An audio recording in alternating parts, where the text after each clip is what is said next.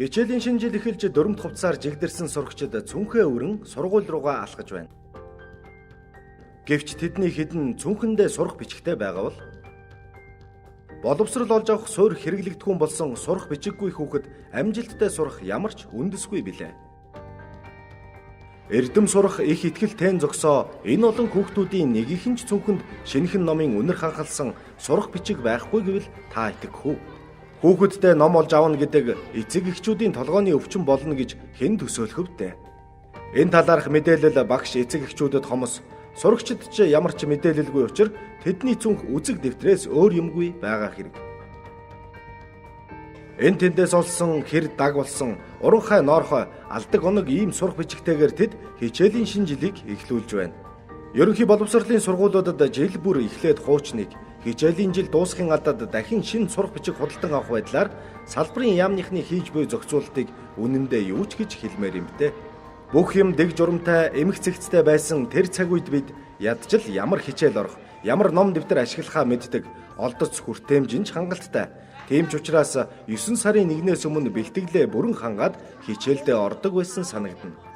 Гэвч өнөөдөр эрдэм мэдлэг эзэмшин эх орныхоо ирээдүй болох сурагчид маань шинэ дөрөвд хувцас, шинэхэн цүнх, хичээлийн хэрэглэл зэгсэн боловч шинэ сурах бичиг олно гэдэг бүтэмжгүй хэрэг болжээ. Болдоо хэдэн айлмтай болсон бэ? Энийг одоо шинэ 6 настай өгөх болох байхгүй. Боловсролын яамны ажил ингэхэд ухраад байна уу? Урагшлаад байна уу?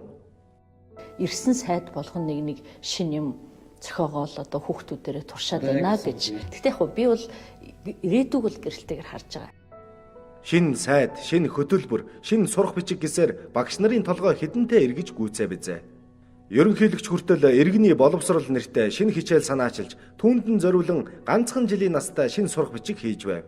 Одоо тэр бүх сурах бичгүүд хизээний хэрэглээнээс гарч санаачлахтайгаа хамт мартагджээ. Энэ бүхний ард мэдээж хэрэг тэр бумаар яригдах мөнгө эргэлдэж байдаг нь өдгөө нэгэнт нууц биш болжээ. Их мөнгө олсон сайдын нэр хүндөсөж хэрэгтэй хэрэггүй хурал зөвлөгөөн сургалт семинар нэрийн дор хэдэн зуун саяар нь өрн таран хийж байж яамныхан сая нэг ажил хийсэн болж харагддаг мод дэлгэрлээ. Тэр нь төсөв хөрөнгө мөнгөнийхөө одоо тодорхой хэдэн хувийг боловсролынхаа салбарт хүнийхээ оюунд одоо хөрөнгө оруулалт хийж ийнвэ гэдэг энэ үзүүлэлтээр одоо тогтоодог хардаг ийм жишиг бий болсон байна. Боловсролын яамны ходоод руу улсын төсвөөс тэр бумаар нь хөрөнгө хаяж Дэлхийн банк, Азийн хөгжлийн банкнаас Америк долларыг 100 саяар нь зээлэх боловч даанч нэг ёроолгүй сав аятай. Ядаж ганц сурах бичгээ хил амгүй хэвлэж түгээгээд байж болмоорсон доо. Өдий төдий тендер шалгаруулж өчтөчнөө хөрөнгө захиран зарцуулаад байдлыг улам хөндрүүлсээр байгаа боловсролын яамны завхарлыг мэддэг чаддаг газар байдаг бол зогсоомоор байна. Сайд нь анхааралтай авах нь бүхэл харсан ч хараагүй, мэдсэн ч мэдээгүй царайлж дараагийн сонгуул хүртэл эвтэйхэн булзааруулна.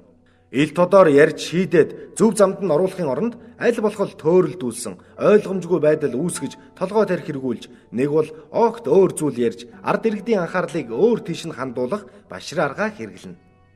Яаж ийгээд 4 жил аргалцхаа бодохоос биш, үнэхээр нэг юм хий, ядаж ганц чатууга асуудлыг шийдчихье гэж бодно гэдэг үлгэрийн далаа болж.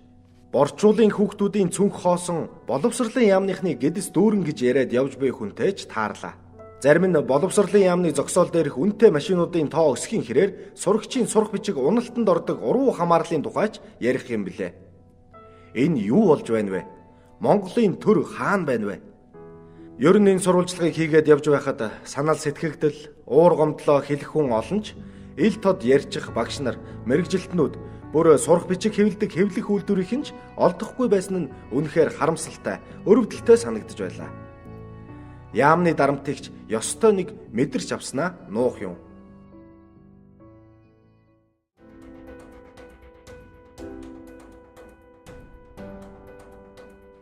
Сурах бичгийг боловсролын яамныхан зоосны нүхээр л хардаг болов. Дэлхийн банк, Азийн хөгжлийн банк, нэгдсэн үндэсний салбар байгууллагуудаас сурах бичиг шинжлэх, шинэ хөтөлбөр боловсруулах, төсөл төлөвлөгөө хэрэгжүүлэх гээд мөнгө олох элдвийн арга суугчилдаг. Хичнээн шинэ төсөл хөтөлбөр хэрэгжүүлнэ, хэдий ч нэ ойрхон хичээлийн номыг нь шинжилнэ, төдий ч нэ л хөрөнгө оруулалт, зээл тусламж авна, гадаад өрөө тэр чинээгээр зузаатгнаа л гэсэн үг.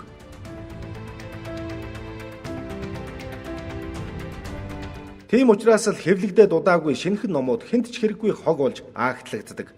Сургуулийн номын сан ч номын сан биш, агтлагдсан сурах бичгийн агуулга болон хуурч сурах бичгүүд хичээлийн ширээн дээр биш, хаа нэг газрын хонгилд хэвтэж байна.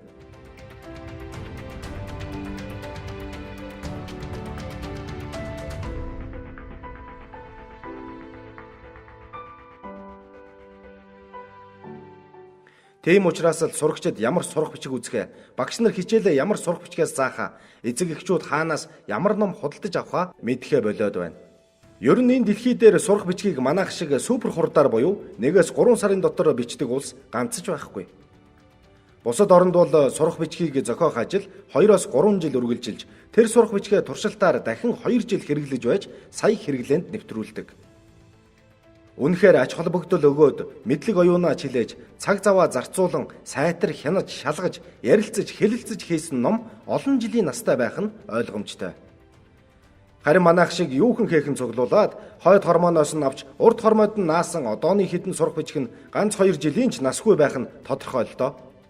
Эрж хайж явсаар энэ бүх завхрал дампуурал 2009 оны 4-р сарын 29-ний өдрийн засгийн газрын хуралдааны тэмдэглэлээс тодруулбал одоогийн улсын их хурлын дарга 60 тэрбумын хэрэгт холбогдоод буй энх болдын засгийн газрын үеэс эхэлсэн түүхтэйг мэдэж авлаа. Нэгэн хурлын тэмдэглэлээр тухайн үеийн явуулж ирсэн боловсролын бодлого, төлөвлөлт, мастер төлөвлөгөөний чухал заалтууд бүгд арчигдж, сурах бичгийг жинхэнэ утгаар нь бизнес болгох ажлыг эхлүүлсэн байх юм. Гадны жишээг харахад боловсролын яамд бодлогоо зангидж, сурах бичгийг хэвлэлийн компаниуд сайжруулан өрсөлдөж, сургуулиуд хамгийн сайн сурах бичгийг сонгон хичээлдээ ашигладаг атал манайд бүх юм эсэргээр. Яам нь шаардлага тавьж сурах бичгийн чанар агуулгыг дээшлүүлэхээр ажиллах биш. Хэвлэлийн компаниуд нь яамдаа сурах бичгээ сайжруул гэсэн шаардлага тавиад сууж байх жишээтэй.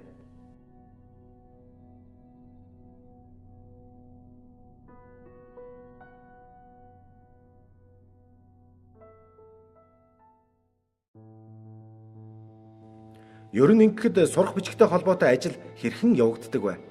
Энэ асуултын хариултыг та дараах зургаас төвөггүй ойлгоод авчихна. Сурах бичиг зохиох. Дэлхийд манайх шиг богино хугацаанд сурах бичиг зохиодог ямар ч улс орн байдаггүйг дээр дурдсан.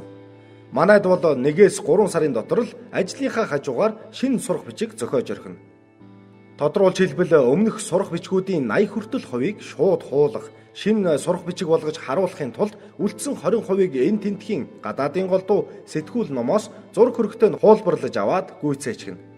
Зохиосон биш бараг л хуулсан ажил болдгийг хэвлэх үйлдвэрийнхэн хэлдэг. Сурах бичгийн их бэлтгэх процесс бас л амархан. Энэ тентхийн сэтгүүл номоос зураг хөрөгтэй нь хуулбарлсан зүйлээ өргөх, бүр болохгүй л Google-ээс хайж байгаад л хамгийн ихэнд гарч ирсэн зураг хөргийг нь оруулчихна.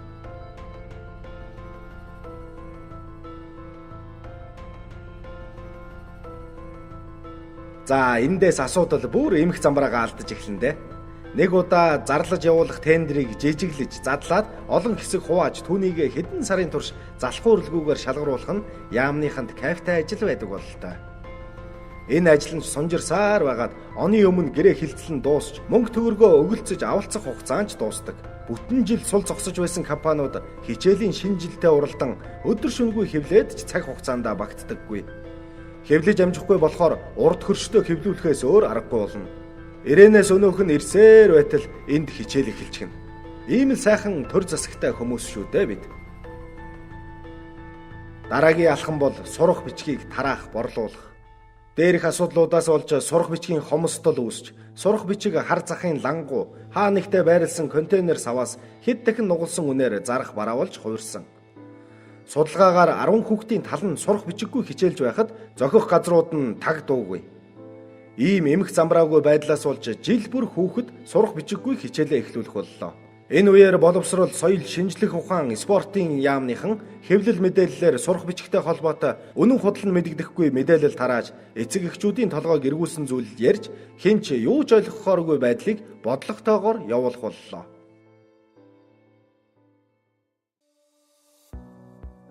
Уг нь боловсролын яам сурах бичгийн агуулга, чанар, түгээлт зэрэг дээр гол анхаарлаа хандуулсан бол өөрөөр хэлбэл ярьж хэлдэг шигээл хийгээд байдаг байсан бол байдал арай өөр байх байсан бизээ. Дээр дурдсан засгийн газрын хуралдааны тэмдэглэлд 12 жилийн сургуулийн сурагчдын сурах бичгийг бага ангид 80-аас 100 хүртэл хувийг, дунд болон ахлах ангид 40 хүртэл хувийг төрөөс хангана. Бүр баталгаатай хангана гэжээ. Монгол улсын иргэн сурч боловсрох эрхтэй. Төрөөс бүх нийтийн ерөнхий боловсролыг төлбөргүй олгоно. Сурагч нэг бүрийг сурах бичгээр хангана гэж ярьдагч амьдрал дээр сурагчид үнэхээр сурах бичгтэй байна уу гэдг нь тэдний анхаарах асуудал нэгэнт байха болсон гэдгийг та бид билээхэн харж байна. Яам ердөө улсын төсөв, зээлдүүлэгч байгууллагуудаас мөнгө төгрөгөө авч танил талаараа бичүүлж, хэвлэж зарах эрхийг нь ч нам харгалзсан хэвлэлийн үйлдвэр цехүүдэд өгөөд л гүйцээ. Тэдгээр хэвлэх цехүүд сурах бичгийг ямар чанартайгаар хичнээн тоош ирэхгээр хэвлэж, хэрхэн хаагур тарааж түгээх нь яаманд падгүй. Цаашлаад тэгж түгээхдээ орон нутагт хүргэх хүчин чадалтай эсэх нь ч хүртээлгүй. Хичээлийн шинжил эхэлчгээд байхад сурагчдад сурах бичиг очоогүй талаар яамнаас лавлахад бид хэвлэх эрхийг нь өгсөн, одоо тэд л хариуцах ёстой гэсэн тайлбар өгсөн юм. Энэ бүх хариуцлагагүй байдлаас болж сурах бичиг бэлэн болоогүй, олдоц муутай байгаад бухимдсан хүмүүс хаасайгүй. Төрийн яам зарим сурах бичгийн хангамжийг наран туул захын лангуу, хар хорин захын контейнер, хаа нэгтээ хэвлэлийн цех, орон сууцны хонгилоос өндөр үнээр түгээж байгаа нь хүүхдийн эрх ашигт нийцсэн төрийн ажил гэхээсээ илүү зарим нэг компаниудын эрх ашигт л үйлчлээд байгааг харуулна. 106 сард сайд цогцолмаа 9 сарын 1-нд бүх сурах бичиг бэлэн болно гэж ам бардам хэлж байсан бол яг одоогийн байдлаар бүрэн сурах бичигтээ нэг ч сурагч байхгүй гэдгийг хэлэхэд харамсалтай байна. Үр дүнг бол 9 дугаар сарын 1-ний энэ хичээлийн шинжил эхлэхэд бид нар мэдрүүлэхийн төлөө. За байз мэдрүүлэхийн төлөө гэж эрхэм сайд маань яг юуг хэлвэ? 9 дугаар сарын 1-нд бид юу мэдэрсэн бilé? Энэ тэрүүгээр хисэж номын ирэлд хатаж явахдаа үзэгч та юу мэдэрсэн бэ? Одоо болтол хичээлдээ явж чадахгүй багш нараа хүлээн гэртээ сууж гудамжаар сэлгүүцэж яваа ерөнхий боловсролын сургуулийн сурагчид юу мэдэрч байгаа бол? Энэ талаар ахин нягталж яамнаас асуухад 9 сарда багтаагаад шин сурах бичгийг туршилтын журмаар онлайнд байршуулна гэд хэвлэгдэх сурах бичгийн талаар нэг ч үг зохиолгосонгүй. Төрийн ажил туршилт болж төмний хүүхдүүд туршилтын туулаа байхаа хизээ болох вэ сайдаа. контент эдүүд цэгийн гэсэн ийм захин мууцсан дээр бол ерөнхий улсын сургуульд хэрэглэгдэж байгаа бүх сургуульчид захин хэлбэрээр ингээд байршуулсан байж байгаа. Хөдөө орон нутгийн хүүхдүүд интернетээр сурах бичиг ашиглаад байх нөхцөл боломж хэрэг байгаа вэ? Энэ жилээс эхлүүлээд ер нь боловсролын салбар бол дэлхийн нийтийн явж байгаа чиг хандлага юу вэ нөхлөөр дижиталчлагдах.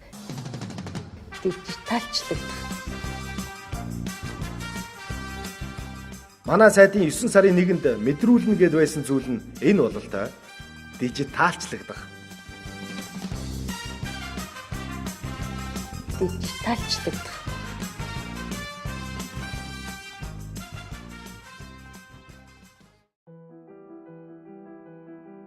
Хөрөнгө, санхүү, эрх мэдэл бүх боломж бололцоонд байсаар байтал юу ч хийлгүй онлайнаар номоо үзээ гэд сууж байгаа яамныхантай хэн хариуцлага тооцох ёстой вэ? Цаг хугацаанд нь хийх ажлаа хийхгүй, цагдаагаар үүдэ мануулчаад сууж байгаа энэ хүмүүсийг дийлдэг амтан гэж байна уу?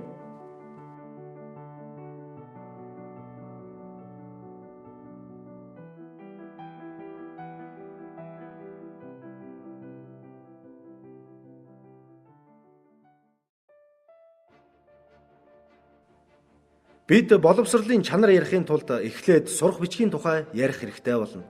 Сурах бичиггүй сурагч нөрөх хичээл зүтгэл гаргаад ч хичээлээ давтах ямар ч боломжгүй. Хичээлээ давтах нөхцөлгүй сурагчаас сайн дун шаардах нь утгагүй зүйл. Эцэст нь хэлэхэд боловсролын яамны буруутай, хариуцлагагүй үйл ажиллагаанаас болж бидний ирээдүй болсон хүүхдүүд боловсрол олж авч чадахгүйд хүрээд байна гэдгийг яаж үүнээс илүү хатуугаар хэлэх вэ? Энд хүндсэн асуудал завхрал бол зөвхөн өдөр тутам мэдрэгдэж, өөртөө мэн адилхан мянган ээж аваудын толгой өвтгөж, хэн бүхний нүдэнд ил харагдаж байгаа зүйл бөгөөд сурах бичгийг тойрсон асуудлыг цааш нь гүнзгийрүүлэн судлах тусам ёстой дотор давчдмаар зүйл олон гарах нэ. Ганцхан жишээ нь сурах бичгийн агуулга. Сурах бичгийн чанар, агуулга, алдаа болгоны ард зохиогчийн баг гэгдэх дархлагдсан хэсэг хүн байдаг бөгөөд тэдний бизнесээ хамгаалж үлдэх гэсэн овлоггүй зан хэрээс хэтэрч байна. Жалга довоор талцсан, сурах бичгүүдийг хуваарлсан, маап шахуу сүлжээ хүртэл бий болсон. Зохиогчийн нэр огт өөрчлөгддөггүй мөртлөө сурах бичиг жил болгон шинжлэгдэх нь тэдэнд л ашигтай. Эцэст нь сайн сурах бичиг байж л сая сайн боловсрол яригдах учиртай. Дараагийн дугаарт бид сурах бичгийн чанар агуулгыг хөнтөхөөсөөр аргагүй хүрснээ хэлээд сурвалжлага өндөрлөе. Хүүхэд бүхэн аз жаргалтай, хүүхдээрээ дамжуулж гэр бүл бүхэн аз жаргалтай байхын ерөөлийг өргөё. Хүүхэд бүхэн аз жаргалтай, хүүхдээрээ дамжуулж гэр бүл бүхэн аз жаргалтай байхын ерөөлийг өргөё.